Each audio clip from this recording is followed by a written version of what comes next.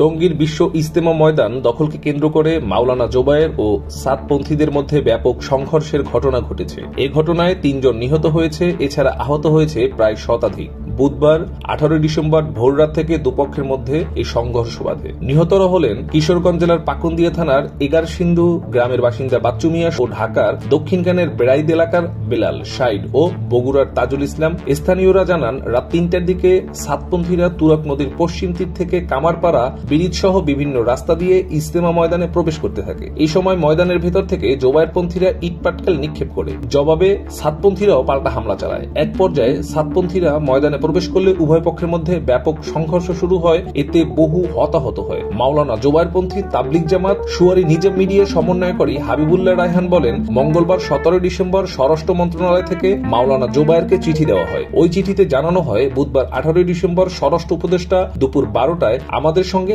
Meeting এ বসবেন এবং বিশ্ব ইজতেমা মাঠের বিষয়ে সুন্দর একটি সিদ্ধান্ত জানিয়ে দেওয়া হবে। ভোর রাত 3টার দিকে আমরা খবর পাই, সারা দেশ থেকে ছাদপন্থী মুসল্লিরা টঙ্গী ইজতেমা ময়দানে পশ্চিম পাশে বেলাল মসজিদে অবস্থান করছে। ছাদপন্থীদের প্রভাবশালী মুরব্বী মুয়াজ বিন নূর এক ভিডিও বার্তায় বলেন, আমরা এখন ইজতেমা ময়দানের নিয়ন্ত্রণে আছি। জোবায়েরপন্থীদের আক্রমণে আমাদের এক ভাই শহীদ হয়েছে। এদিকে ইজতেমা ময়দানে সংঘর্ষের ফলে হতাহতদের টঙ্গী আহসানুল্লাহ মাস্টার জেনারেল হাসপাতাল সহ বিভিন্ন হাসপাতালে নেওয়া হয়েছে। টঙ্গী পশ্চিম থানার ওসি হাবিব ইস্কান্দার সার্চবিডি নিউজকে বিষয়টি নিশ্চিত করে বলেন, ইজতেমা মাঠ দখলকে কেন্দ্র করে 2 গ্রুপের সংঘর্ষ হয়েছে, এতে 3 জন নিহত হয়েছেন। এই ঘটনায় অন্তত অর্ধশত আহত হয়েছে। বর্তমানে পরিস্থিতি শান্ত রয়েছে। আইন শৃঙ্খলা স্বাভাবিক রাখতে পুলিশ কাজ করছে। নিউজ ডেস্ক, মেহেদী হাসান অনিম, সার্চবিডি নিউজ।